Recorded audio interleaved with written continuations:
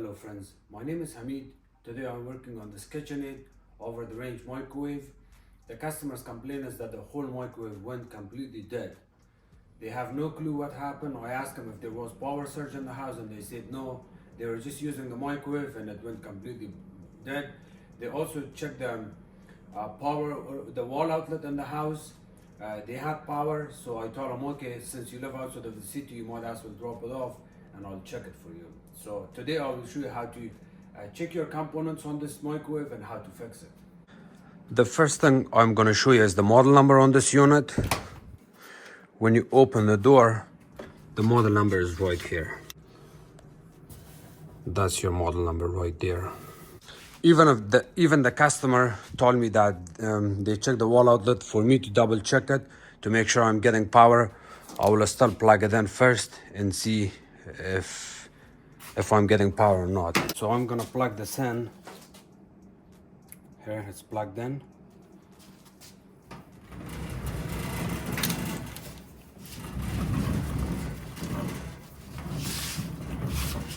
Turn it around, there's no power as you can see.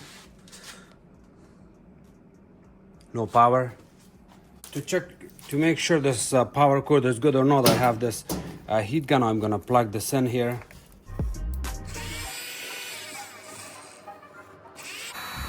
You can see it's glowing red. So this is working. This tells me that the plug is okay. I'm getting power to it, but the microwave is not coming on. The next part we're gonna do is, there's one screw here. There's one screw here, one there, and then of course here, over there. We got here, and here. And if you look underneath here, we got two screws here on the front corner on the left side. One screw here, one here. And if I go on this side, we also have 4 screws here. They're all T10, Turks number 10 screws. You see there, they're tiny screws. I'm gonna take all of those screws off, and after that I will take this screw off, those ones. There's one here, this one, that one, and this one. And then of course this one. So here's the T10, the way it looks.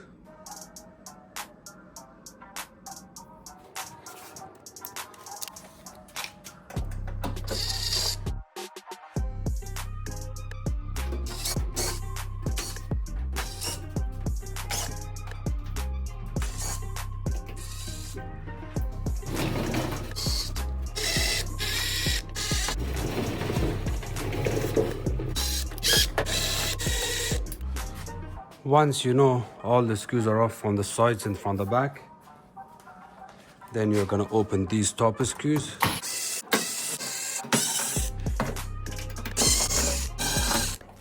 Lift it up, and then it comes out. See the way these two little small nipples are? The nipples are getting inserted right there, and that's how it holds it in place. And then after that, you pull this out, lift this up, this little small handle up,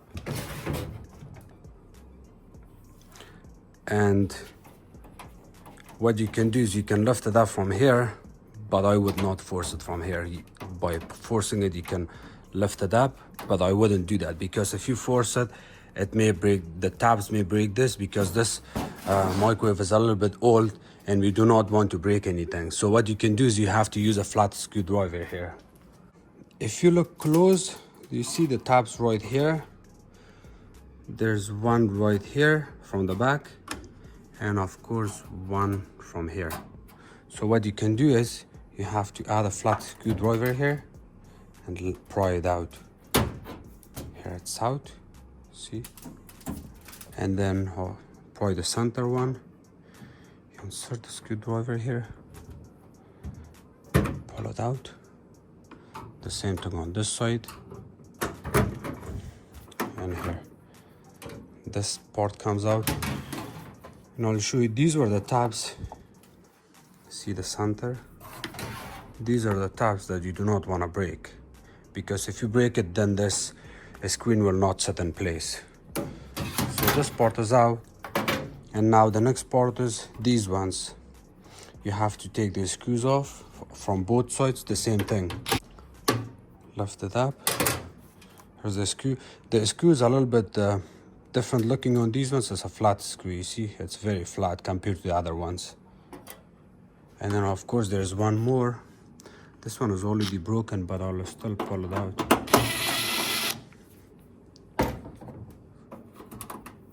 And then this lifts up. And then there's one screw here. You have to open. And then there's one more screw right there. You have to open. You can still mix these screws, but be careful. These flat head, very flat, goes on these bottom corners, and then the rest of the microwave all gets screws like these. And once you remove all the screens and bits and pieces, what you can do is put your hand on the side here. Put your hand on the side and kind of lift it up, pry it out, just like that. You can use these two fingers and do the same thing on other side. Look at my fingers. Push it in. Here. Lift it up from the top, the same thing.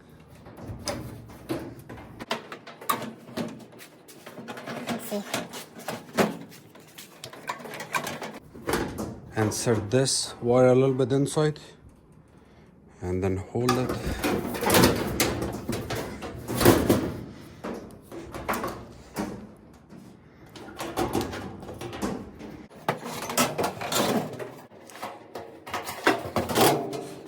What we can do is we have to check our fuse.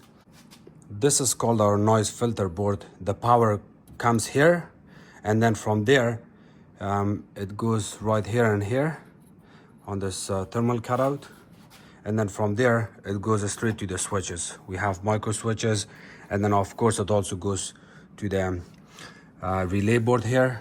What we are going to do is we are going to focus on this noise filter board first to see if you're getting power or not. I'm going to plug it in. So here's my plug, and I'm going to plug it in right now. Here it's plugged in, and now I'm going to check the voltage.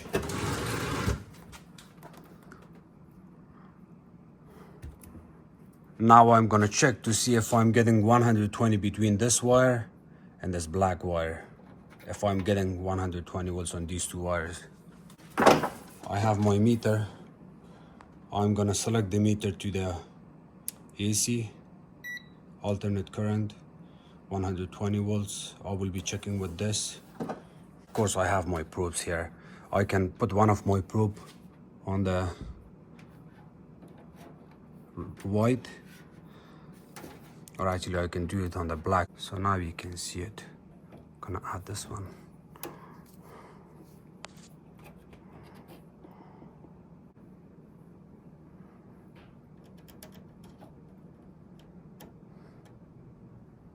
So I'm getting 120.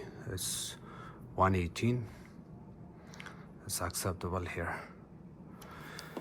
Okay, so if we are getting 120 volts coming in to the noise filter, then we have to look at our fuse here. We do not have any fuse on this unit, on this model. We do not have a fuse here inline on the noise filter. If you search up on the Google microwave noise filter, most of the noise filters you would see they would have a small fuse on the side, white color fuse or glassy looking, but on this one we do not have it. So since we don't have the fuse, now we're going to check our power to make sure if this board is good. We will be getting power from these two wires, from this white and black to this blue and brown wire.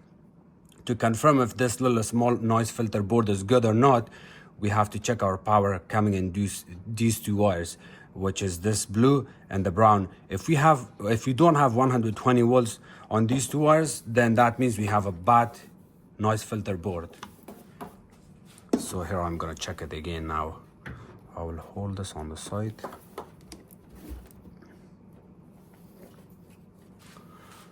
We'll be checking between the ground. I will push the ground a little bit far so that way you can see.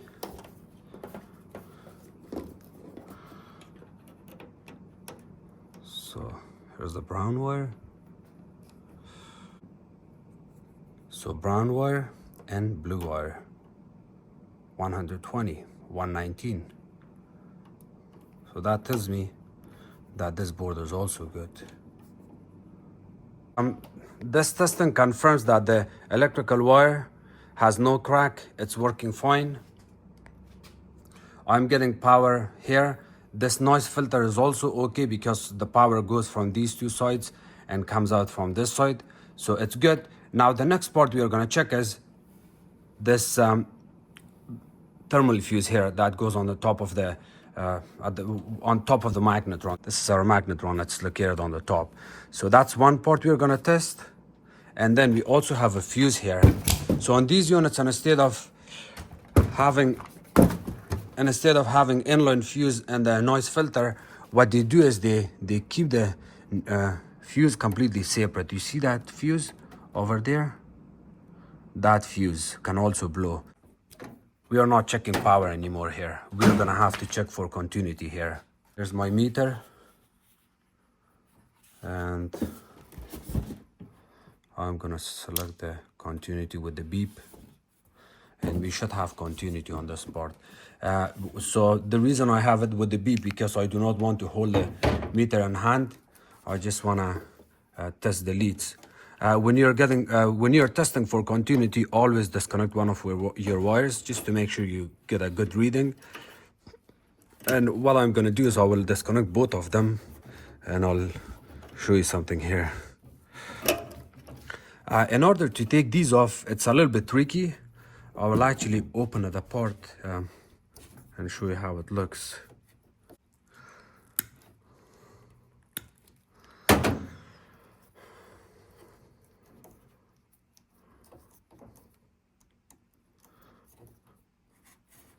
Okay, so the reason I want to show you this, I want to remove this sleeve, is to show you how you're supposed to open this.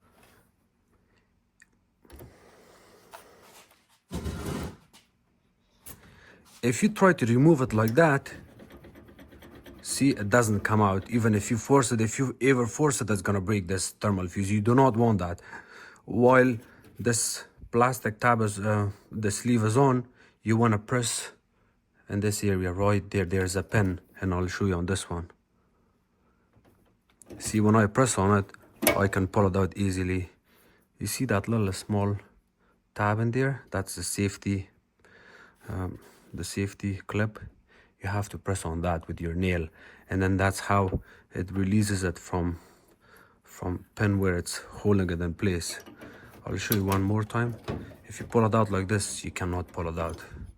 It doesn't come off. But if you press on this little small tab with your nail, here it comes out.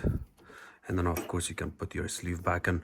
I was just showing you this so that way you will have the understanding of how you're supposed to pull this clip out. Here it's good now. And now I should have continuity between these two pins, because what's happening is, you see one of your line goes from here and one of these, and then it gets out from here and it goes back to the control board. So for checking the continuity, first check your probes together. This confirms that my meter is working, it's beeping. I can check continuity. And now I'm gonna check between these two pins. So here, I do not have any continuity. I should have continuity like this. When I press these together, I should have continuity. I do not have any continuity. So what I'm gonna do is, I have a faulty thermal fuse here. In order to test if this is the only problem or not, what I can do is, I will bypass these two wires. So it means that I will be adding these two wires together. To add these together, we need a piece of wire. Just cut it and I'll clean it. The same thing on this side.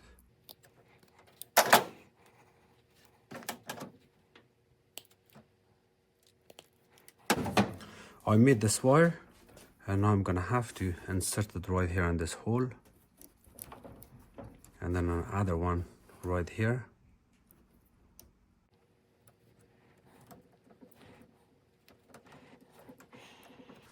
Here, so this wire is jumpered and I bypass this thermal fuse. Here you go, I'm gonna plug it in. Here you go.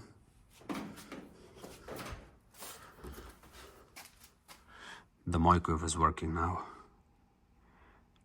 And again, this was not the fuse. If this fuse was blown, which is right there, if this fuse was blown, it would be dead. And then in that case, I could possibly blame the door switches. If you look here, you see that gray color door switch, and there's a couple of them at the bottom. I will be testing those if that fuse was blown. Because that fuse is not blown, I do not have to test that fuse anymore. So this fuse only blows if you have bad switches. And again, it could be anything else, capacitor, a magnetron, transformer. This is inverter board. If anything is happening with those parts, or if you have a power surge, it will also blow that fuse. But in today's video, I do not have that problem. And to double check to make sure that the thermal cutout or thermal fuse is not blown because of the door switches, what you can do is open the door. See, the light comes on, and close it back in. The moment you close it, if there was any problem, it would blow the fuse again. So you can clearly see it's good now. And also there's another good reason why I'm bypassing this. Let me unplug it. The reason I'm bypassing this, because I do not want to be a technician who goes in a customer house, finds the problem with this thermal fuse, and just goes and orders it, and then when you come back after a couple of days or possibly a couple of weeks. So I do not want to be that technician to order this thermal cutout and then come back after a couple of days, give the customer the full estimate and think that this thermal fuse would take care of the problem. And because when the microwave is dead, you cannot really figure it out if there's only one problem or more, because you found only one problem. You made a mistake by ordering the part but not checking the rest of the parts. There's good possibility of bypassing those two wires here and then checking if you got power or not. If you bypass these two while you're in a customer house and you know that for sure the thermal fuse is blown, now you're gonna bypass this. So that means that you already replaced the thermal fuse. Technically the thermal fuse is not replaced, but when you bypass it, it means that you replaced it, which is not safe. I wouldn't recommend doing that. When you bypass this, if you still do not have any power here, that means that the thermal fuse is not the only problem here. We may have more problem. And then after this bypassing this, you're gonna have to look, check your fuse. You're gonna check your micro switches, the small switches, and then maybe there is more problem than that. So I always recommend you doing this before ordering your part, because if you order your part and you don't do this, now you're replacing the part and you know that there might be more problem. And I'll give you one more tip here. On these particular microwaves, there's also one very common problem, that there's a wire that goes under the door, which is right there in that corner. If you ever get the problem with these microwaves, is that the switches are not working, or if it's dead, or it comes on and off once in a while, you want to look underneath right here. You got electrical wires. You see these wires? They break, and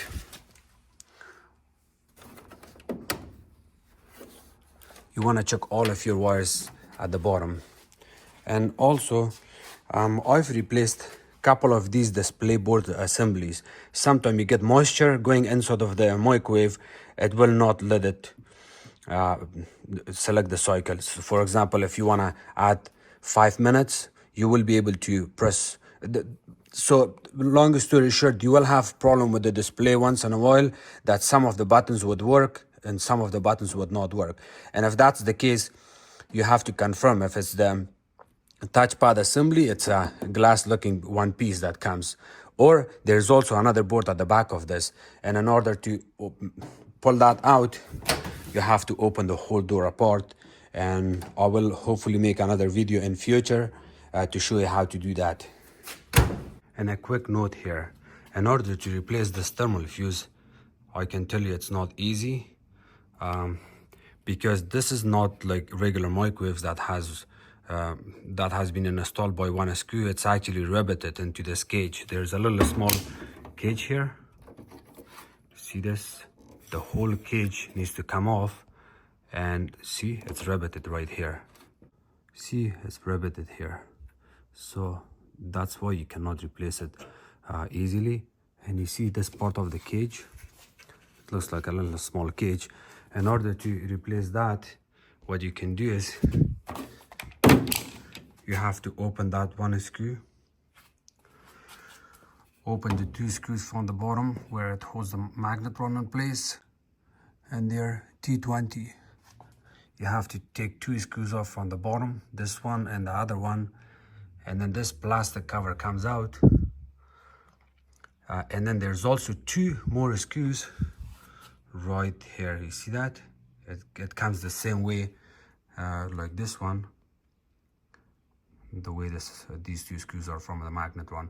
And then this whole cage lifts up with the thermal cutout, and then you can add a new thermal cutout, and of course add your screws back in from the bottom, from here, from the other side, and of course that one screw right there,